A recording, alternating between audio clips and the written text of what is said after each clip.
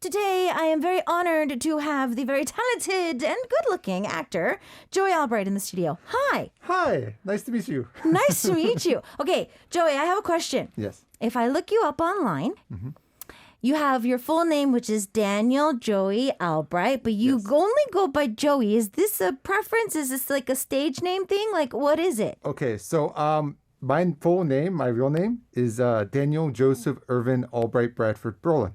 Yeah. I love it. Yeah.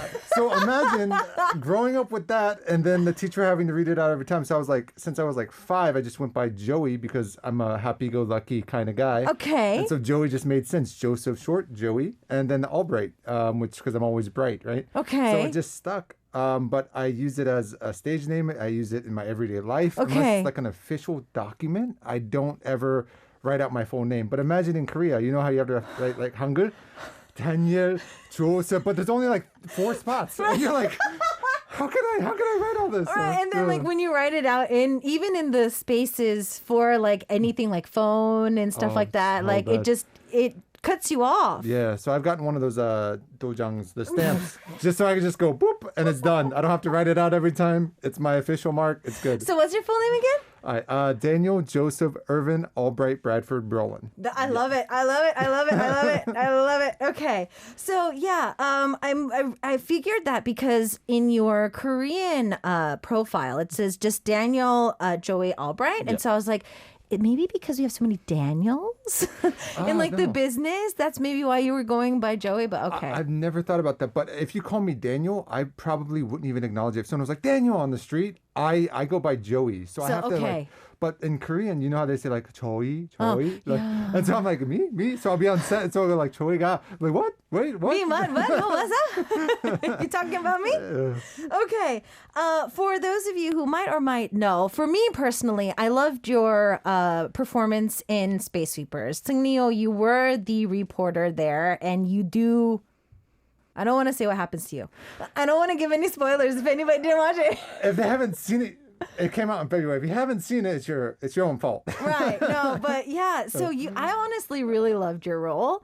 I didn't put 2 and 2 together with Vincenzo though. Oh yeah, I lost. I had longer hair. I was at a super slim kind of like shape at that time, and then Vincenzo Corona gained a little bit of weight, and my hair is longer. It was styled differently. I try to, I don't want to say this, like, I try to lose weight to match the character. I wanted to lose weight for that character, but normally you don't have enough time. You are what you are when you're cast. So, but with Seung-neo, Space Sweepers, it was one of the roles where I walked away and I needed like a 2-week break. Wow. I was traumatized. I was that character. If y'all haven't watched it, please go watch it. It's a really good movie. But anyways, a long story short, I felt it was some of my best acting at that time. It was. I loved it. And honestly, I know that Space Sweepers, from many different perspectives, did get a lot of talk. I loved it for the fact that, staying in Korea for so long, seeing how much Korean cinematography has grown, for us to pull off a movie like that, I was just like, bravo. Yeah. I mean, if we compare it to Hollywood, yes, but I mean, still, we're such a small country, and to be producing stuff like that, I mean, like, yeah, let's give ourselves a pat on the back for it.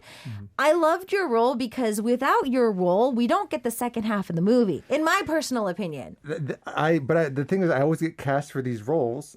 This was the one kind of exception to the rule where it was more of a character arc. But I always get cast in the roles that require extreme acting. Okay. Over the top, like, and this, I really hate to say this, but over the top, impactful roles. Right. So in Ashfall, Picture Sun. Yes, I did. I like that too. Give me, I think it was like, give me your, let me see the bomb, don't touch the bomb. And it was this thing where I enter, I say, okay, we got to run it, and then we leave. But it's always kind of the same thing. I'm in there for a short second or two, and then I bounce. And Vincenzo, same thing.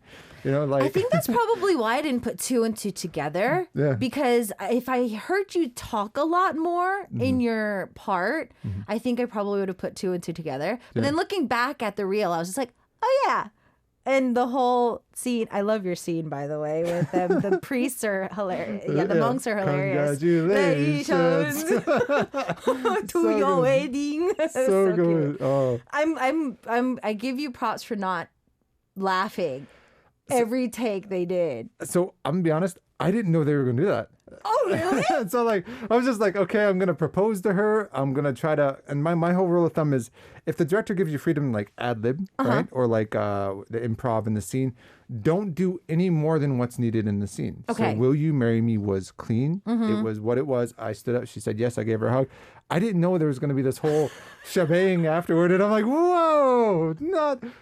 Okay. I didn't expect that. Yeah, it was there was no rehearsal for that, you know. Wow. I thought they were just like singing a monk song or something, and I was like, you know, from like the Right. Buddhist song or whatever. Right. But I was like, wow, dude, that's not okay. Cool, I guess. All right. Okay, it's like you listen. The more you listen, it's like, wait, that's not Korean. Yeah, it was very, very strange, but it was good. I enjoyed it. You know? Now, Joey, honestly, whenever I do actually get like any type of foreigner, and for me as well, we tend to get just image cast quite often, and I feel that a lot of the foreign actors that are working in Korea, maybe they just never really planned on being an actor in the first place. I mean, it just kind of falls within that, but I feel that you are a little different, because I feel that just by looking at your social media and your just love for the art of acting in general, you do take it from a different perspective. So did you start being an actor before you came to Korea, or did this kind of come after an opportunity? So it's a little bit of everything. Okay. A lot of people don't know this. My mom, when I was a kid, did the Annie play in community theater. It was like a year and a half, 2 years, something like that. When I was like, I think it was like 10 or 12 or 7, somewhere. It was a long time ago. I'm 30 something now. How do you remember dates? But I got to watch the dog backstage, Sandy. So she played Miss Hannigan, and I would take care of the dog, and I would watch these people create, and they were just in it for the love of it. Right. It wasn't, you know, like anything else but the love of acting. It was community theater. Right. So I was like, wow, this is amazing. This is something I want to do, but I have stage fright. Okay. Which you wouldn't know by looking at me, but if I do like a presentation or anything, I just get all sweaty and clammy, like, oh, I can't do this. And I get nervous. So imagine having to memorize a full script, not mess up, and having stage fright. That's not possible for me. So I don't do stage. I don't do theater at all. Okay. But that transitioned into me wanting to be a TV chef. Okay. Because I didn't have the confidence to be an actor. I thought you had to be slim. You have to have all these things. But then slowly, I became a chef. I was going to try to become a TV chef for a big network in the States that begins with food. You were going to be on Food Network? That was my dream. The end all be all. Like, go on and go, yeah. And then I would have probably had you in the studio as like a Food chef. Network chef. And so like it would have been awesome to have achieved that. But I ended up moving out to Korea and I cooked here for about 3 years, entered university. And then Lee Kwang-soo from Running Man came to my university, pulled me off the street, and we did dakjijigi, pogs. And he introduced me in front of the camera. And I realized I kind of want to pursue this full time, but I don't want to be famous. It's a very weird, mentality. But like, I went into school, and like the next day after I finished the show, it aired, and like a week later, and then everyone was like, "Oh, can I have your number? Oh, let's be friends. Oh, you're Joey Albright." And it was like a weird thing. So like, as soon as summer break hit, I ran to I think it was Thailand, and I just went to Thailand, Vietnam, and Cambodia with my buddy, just to kind of escape that whole thing. Because I didn't want to be random people coming up to me invading my privacy. I didn't want, like, they're not, I don't know if they're fans. I don't know what you would call people like that, but people would like to come up. There was one person, even when I went on my honeymoon in Italy, that came up and took a photo of me and my wife eating. And I'm like, what are you doing? Right. So like, I have a very low tolerance for rudeness and stuff like that. Right. So I escaped the fame aspect, thank God. But then I decided I want to be in front of the camera. I want to do what my mom did, and I want to act. So and my mom did it as a passion project. It wasn't. She was never going to be, like Hollywood A-list. Right. I didn't expect either. But it was a dream since I was a kid. And then as I started doing it, I realized I'm working with. And I don't think a lot of people have this mentality that work in the industry, unfortunately. And it's not to badmouth anybody. Right. Everyone's got their own reason. You can get in it to be famous. You can get in to be definitely. rich. Yeah. You have your own priorities. Cool. Right. My whole thing was, I don't want to be working with A-list celebrities and be a bad actor. Right. I don't deserve to work with A-list celebrities in Korea. Kim Hae-soo, Byung-won, Kim Tae-ri, these huge stars that trained their whole lives, and I get cast because I'm a white dude with like foreign privilege, right? So I'm like, I don't want that foreign privilege. I'm a big dude. I want to earn it. And so for the past 5 years, every day, I usually don't take a day off unless it's to spend time with my daughter or to do a family trip. Otherwise, every day, even if it's 2 hours, 5 hours, I will go and I will sit down, I'll read an acting book. I'll pay for online acting classes in LA that are really expensive. And whenever COVID hit, I was doing it every day, 5 days a week. And I was not taking a break, and it was 5-hour classes. And I was in it every day studying, rehearsing. And I would force myself to do 5 hours a day. But whenever I started 5 years ago, I wasn't very good, but I knew I needed to get better. Okay. And so now I'm at a level where I think I'm good, but I'm not good enough. You're never good enough. As an actor, you got to be. Well, no, yeah, but I feel also that it's not just about, thinking fully that I'm never good enough for it. But then again, also, like you were saying, for Space Sweepers, I feel that I did what I could at that time. I feel that anybody's role, and even in Hollywood, all of our A-lister, actors, yes, they do well. And of course, when they come to the set, they are making a role that they're paid for. They're getting that page that much for it. But, they all started like everybody else. They were the ones that were rejected for like every audition that they went into, that they would do like 5 times a day.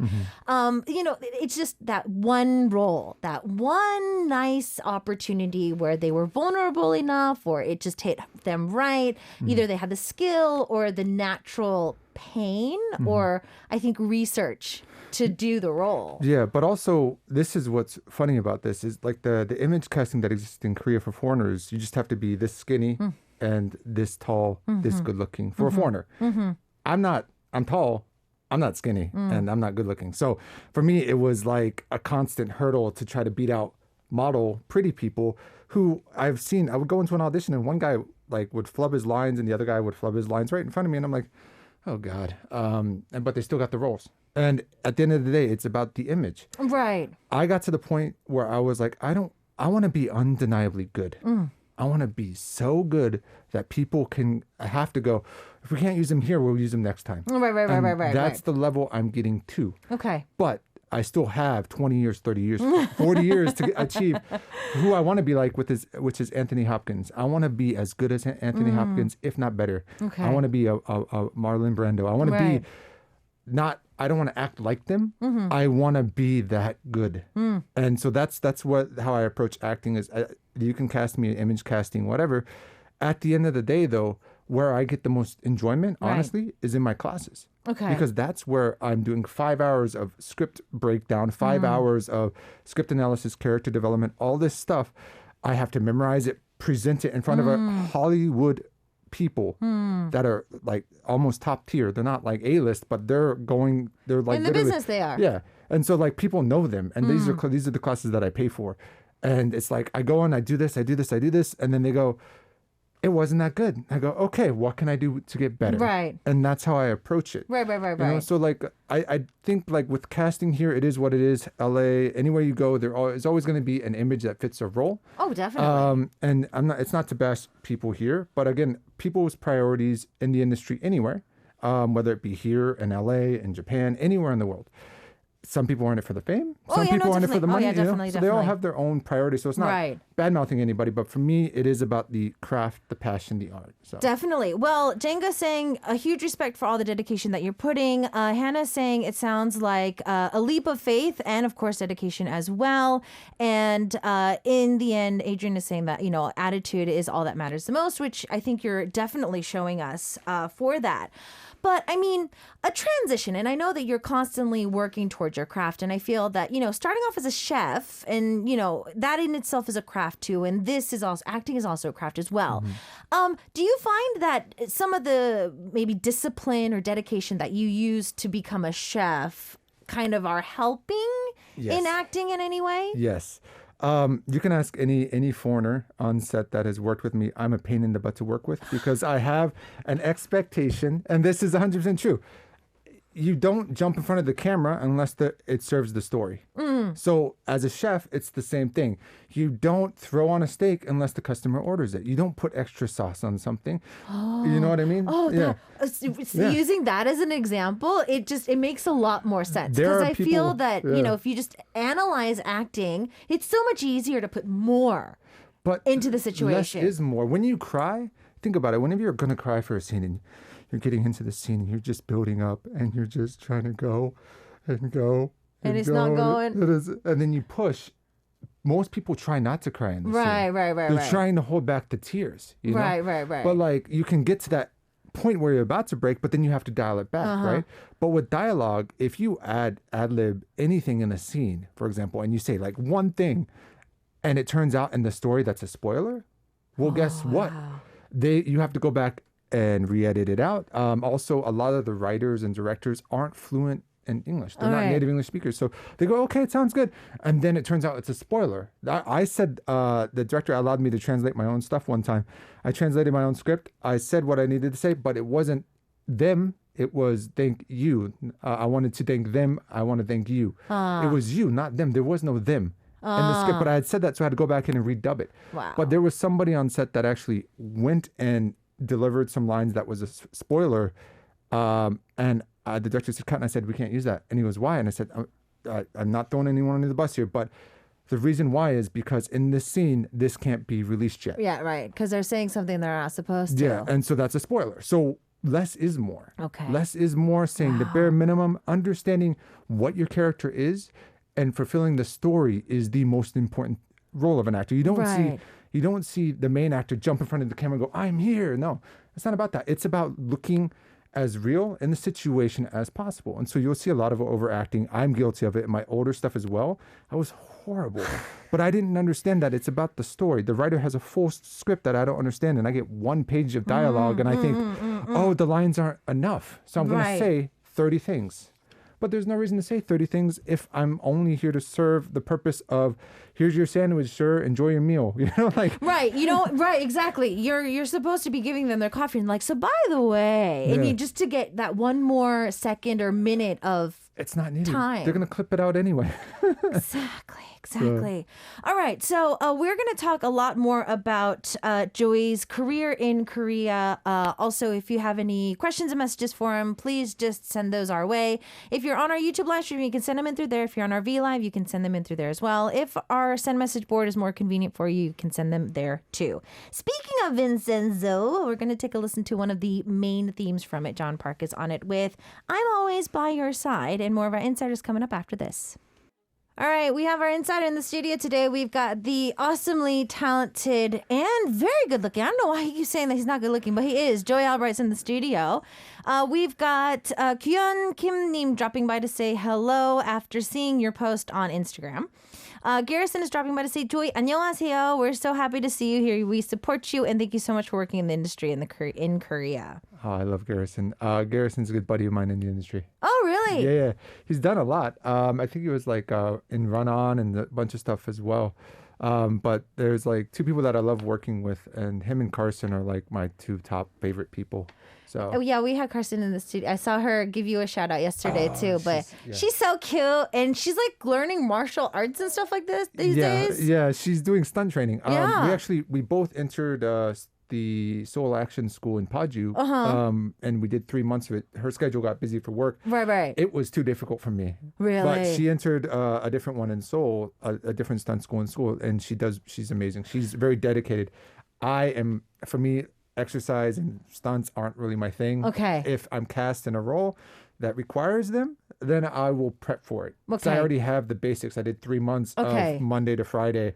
Wow, that's intense. This was in 2018. And I'm like, I don't want to do stunts unless I absolutely have to, because the risk to reward ratio is very low. I can injure my knee and never work again. No. No, I think it's true, because like a lot of Korean actors, I know that few of them, they like to work out, but they also like the martial arts aspect of the workout. So they just like it because it's a hobby. But yeah, it's not for everybody, definitely. Very different. Okay, so Joey, you've been in the business for a while. I know that you've been really kind of building your career as an actor. So do you remember your first like either drama or film debut? Yes, I was in some weird thing where I was a professional golfer. It was, You look such the role. I'm sorry, that image cast was like so point on. but I was in these like ajishi style golf clothes, and I'm like, they're like, I had to like enter, and I was like, these clothes are so amazing, ooh la la, and it was like PPL, sponsored, and I was like, I don't know how to make this natural because these clothes are not for me because I'm a big dude. Like I'm a big dude for Korea. My shirt size is like 105, 110, like large America, medium Which is large. very normal in the U.S., but in Korea, like everything comes out so small. But imagine golf clothes. Oh, they don't fit. And they're tight fitting. So I'm wearing the largest ones they got. And it's just like mismatch of color. And I'm like, wow. And my line delivery was awkward because I felt uncomfortable. Yeah. And I didn't know camera angles. I didn't know all the stuff I know now. Right. And that's what it is. It's like acting is just a development of a sense of a set of skills and a sixth sense in order to enter the frame, be able to like touch stuff, move around in frame, talk to somebody like you're having a real conversation, make sure your stakes are nice and high, and make sure that what you're saying fits the scene and the nuance of the scene. So it's like doing 1,000 things at once. Like cooking transitions so well into that. Right. And after you were saying that, Hannah's like, OMG, that's so much. Okay. So as I feel that, and I know that some amazing directors who have also been like on the other side of the audition table, who have auditioned for roles and have been turned down. I feel that for me as well, auditions are always the worst. I feel that certain people, like even though they get turned down, they just love the audition process. I think it's like a very small percentile. But I know that, yes, there's going to be image cast. Yes, I know that the people on the other side of the table do have a set image or like an ideal of who they want to cast, regardless of how good that person brings it to the table. I didn't say it. But if you put it that way, have you found over the years, like even in Korea, even though it is very heavily image cast, can you get over the nerves, or have you found like ways to kind of get a better response from an audition? For any of our listeners who might be thinking like, maybe I can, pick this up if I really have a passion for it. So passion can only get you so far. There is so funny that the classes I take, the very first one I did was improv-based commercial audition, self-tape. I am, like I said, I'm nervous when I get in front of people. So auditioning is the worst thing for me. But an actor, really famous actor, I can't remember who it was, said that auditioning, just to have an audition is a chance to perform in front of an audience. So just to have an audition is a chance to perform in front of an audience. I was like, wow, that's amazing. So it's an opportunity. It's not about booking the role. Right. It's about performing in front of an audience. Wow. So if you really want to be an actor and you want to perform, just have that mentality. I still get nervous in auditions.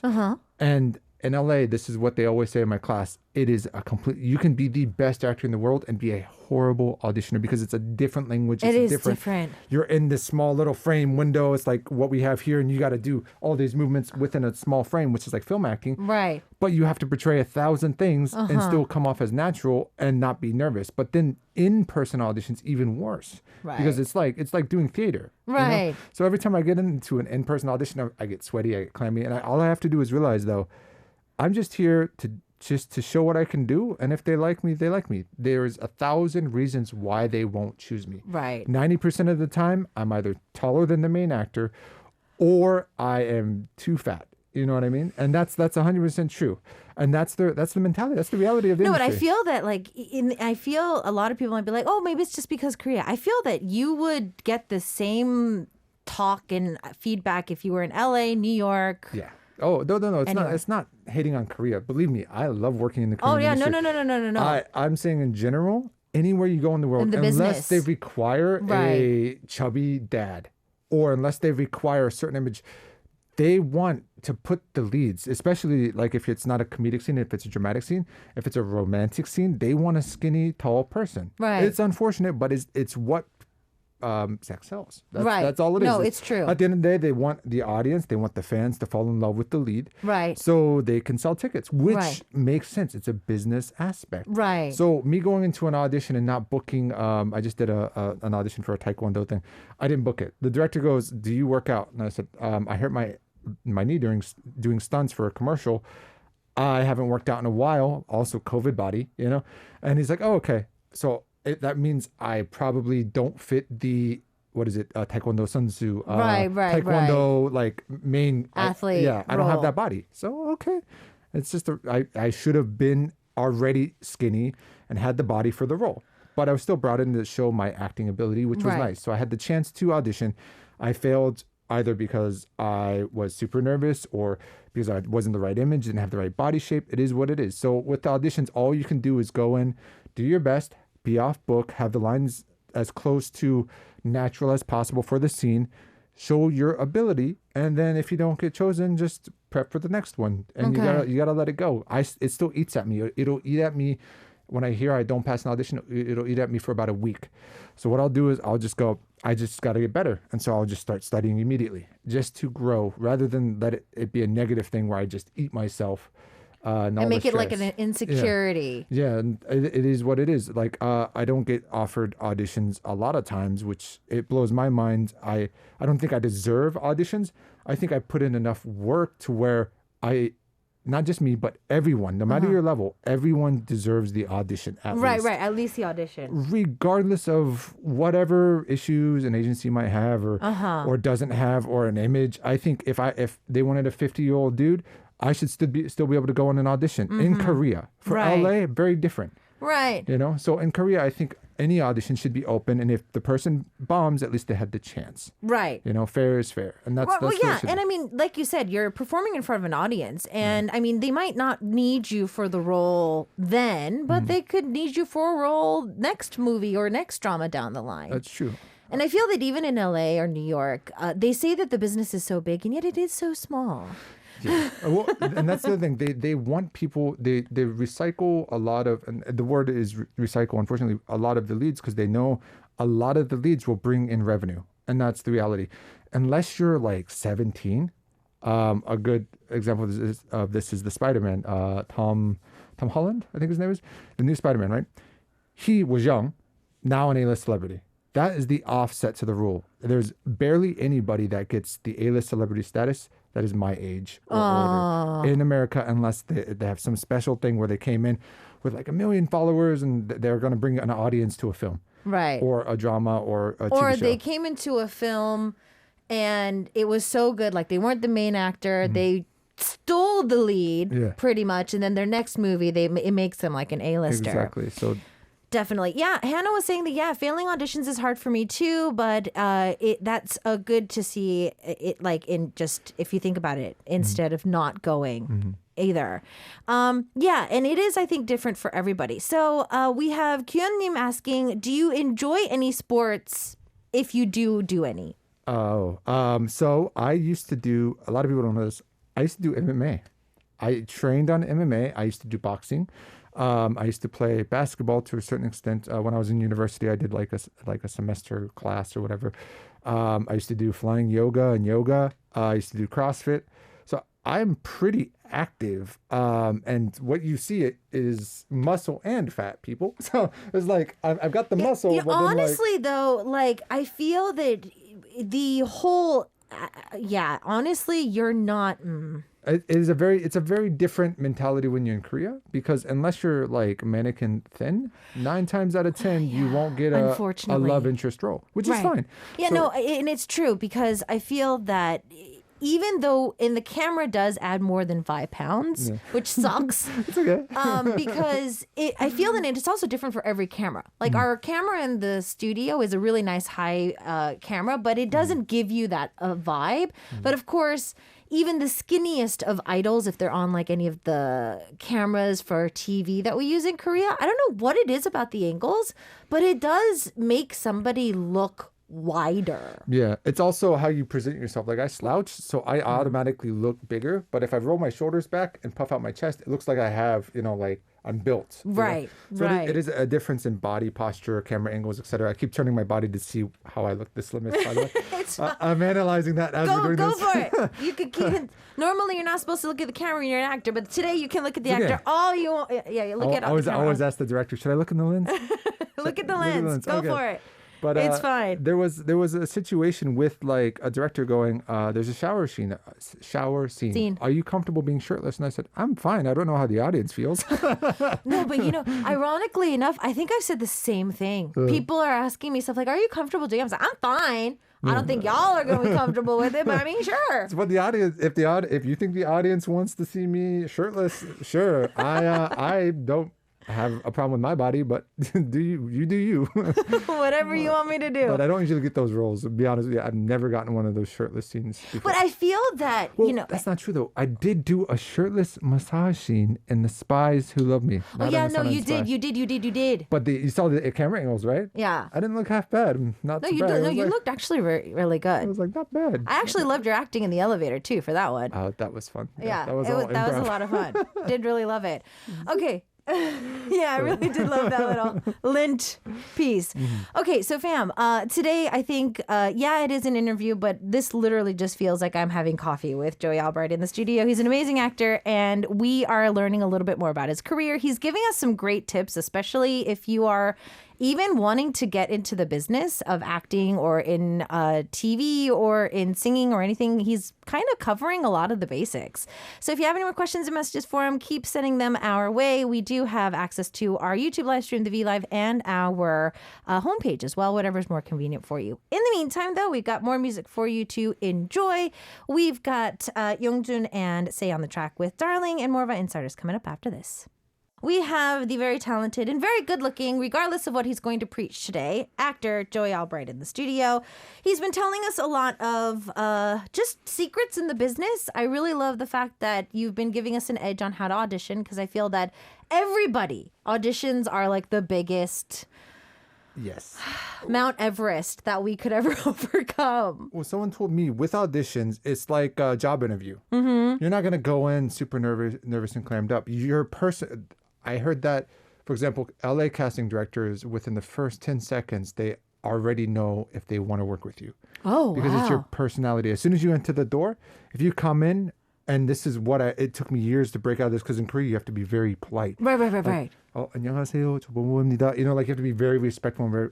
You go in with a nice, energetic, full personality into an audition room in the States. They immediately are like, this guy is going to be fun to work with on set. He's going to be professional. He can act. And it is, it's the energy you give out, that vibe. And so they always talk about in my class, essence. What's your essence? And they go, you got to be more than just acting. You can't just be acting. And I'm like, but that's all I want to be. Right. And so they think that's going to hinder me by only talking about acting, only being an actor, and not really opening up about my career, like my past careers, my hardships and stuff. They're like, that's going to hinder you. You need to be personable. Okay. And so in a job interview in the States as well, they want to know if you're going to be good to work with or not. So it's not just your acting level, it's also your personality that's taken into account. Okay. So you got 1,000 things going against you if you go in already nervous, because the first thing you need to do, without, pre-corona, you would shake a hand, but casting directors hate that. They don't shake. They always say in the podcast I listen to and stuff, don't shake your hands. It's how many people's hands you got to shake? There's so much germs. Just understanding right off the bat the very basics of being personable when you walk into a room, giving off a good vibe that you're going to be fun to work with, that you're going to be honest, that you're going to be hardworking, dedicated, passionate, but not so passionate that you're going to drive them crazy. All that is a balancing act, even before you even show your acting. Wow. In Korea, it's very different. Very different. Is. I try to be personable in Korean, and I look nervous. I talk like this in Korean, and people go, "You look so nervous," and I'm like, I'm trying to do what I'm learning in my LA classes. I'm being personable. And they're like, no, you're talking too fast. And I'm like, but that's me. Right, that's how I talk. That's how I talk. Okay, so we're talking a lot about, you are taking classes in LA. And honestly, with Space Sweepers even, we saw how it captivated the world thanks to Netflix and all this. So Netflix has really been a great platform. I know that a lot of other platforms right now, like OTT platforms, are really helping the spread of Korean dramas, Hallyu, whatever you want to call it. And there are more and more opportunities. So not Worth It recently was getting a lot of love with its foreign cast as well. Yes. So, I mean, we're getting more opportunities to see, you know, more collaborations. So, I feel that you're such a passionate person that the ideal of maybe going back to the U.S. or maybe even like pursuing acting back in L.A. would be something you would be looking forward to? Yes, actually, I am very excited. I love working in Korea, don't get me wrong. And I have met amazing, it's weird to say this, but the directors that I've worked with, the assistant directors, the producers, the production, the staff, everyone that puts together these dramas and movies have been nothing but nice to me. But I know I've hit a plateau or like the glass ceiling, right? For roles up until now that are available for my age, my height, my everything. Image, right? Whatever. Yeah. And I don't want to like survive off of foreign privilege and whatever. I don't believe in any of that. So for me, I believe hard work, dedication will get me where I need to go. And so I do plan actually, knock on wood, this September, I will be in LA. Wow. And I already have an agency there. I'm looking for a manager currently. But I do want to start there. So I'm going to go there for a month or two, kind of dip my toes, come back here for work whenever work is offered. And I'm going to be international. So I'll probably just have a set, like little, like, what is studio it? Apartment type of ordeal. Yeah, or homestay even that I can just bounce in and out of whenever the work opportunities happen. Right. Obviously, with Corona, I got signed last year, actually, with my agency. I haven't been able to go because of Corona. Yeah. I got signed in July of last year, and Corona hit, and it was like 2020, and I'm like, can't go. And they're like, well, come in 2021. So I'm going to go in 2021. However, with the new variant out and stuff, I'm still going to I need to get vaccinated. I still got to wear a mask, still got to do all that stuff. But I'm going to at least try for 2 months to see if Corona is going to hinder me or not. Okay. And then if it doesn't, and I book a small couple gigs in a commercial, a couple of one-liners here and there, I would just be going back and forth at that point. Because I still want to work in the Korean market. This is where I started. This is where I love. But I kind of want to prove to myself that I'm good enough. Okay. Because there's, you always get those people that, if you think you're so good, go to LA and try to make it there. Well, I am. Yeah, okay. I am. I am. That's what I plan on doing. So for all the haters out there, thanks. I've already got that in my list of things to do this September. Okay. Now, speaking of people asking you, like, you know, all this of what you would like to do in the future, Kyunni was asking, do you have any plans to maybe teach acting at colleges here in Korea? So I did do a quick actor lesson for the Seoul Bangsong High School. Okay. Which is it's like in downtown Seoul, and it was just I wanted to help out some kids. An actual like teacher hit me up and was like, "Hey, would you be interested in doing an interview?" And said, "Yeah, sure, why not?" I don't. The thing about acting is I don't want to teach acting to people who aren't already trying to study. Okay. I get what you mean. Like, I've had people go, bro, can you teach me how to win an audition? Can you teach me this? I'm like, well, if you haven't studied acting, then me teaching you how to win an audition isn't going to help your acting. Right. So unless you have that same passion, whereas I know if I go to LA, I will always be learning something. Right. But I don't desire to be a teacher at all. But there will come a time when I go, I would like to teach American acting in Korea to like high school students and Korean students starting out, not foreigners. Foreigners, there's a whole ego system that exists that I don't want to deal with. And they're like, I'm good enough because, like I'm natural. And you can be natural, that's fine, but you ain't going to grow. Let's be honest, it's all fixed in post. So that out of the way, I wouldn't mind helping like Korean students, acting students on how to break down a script, how to look at a script. Like the skill patterns that you've been picking up. But it's not actually teaching acting though. Right. Because teaching a skill in acting, I think, is a little bit different. Because the actor is doing the acting. The skill is something very different. Exactly. Okay. Well, Joey, you have talked us to the end of my show today, like overtime status. We still have so much to talk about, so I think this means that we have you reserved for a comeback session. Hopefully, we can see you after you do dabble your toes in LA a little bit and come back and give us an update. I would love to do that. All right. Thank you, Joey, for joining us in the studio today, and we will see you next time. Thank you. Bye, guys.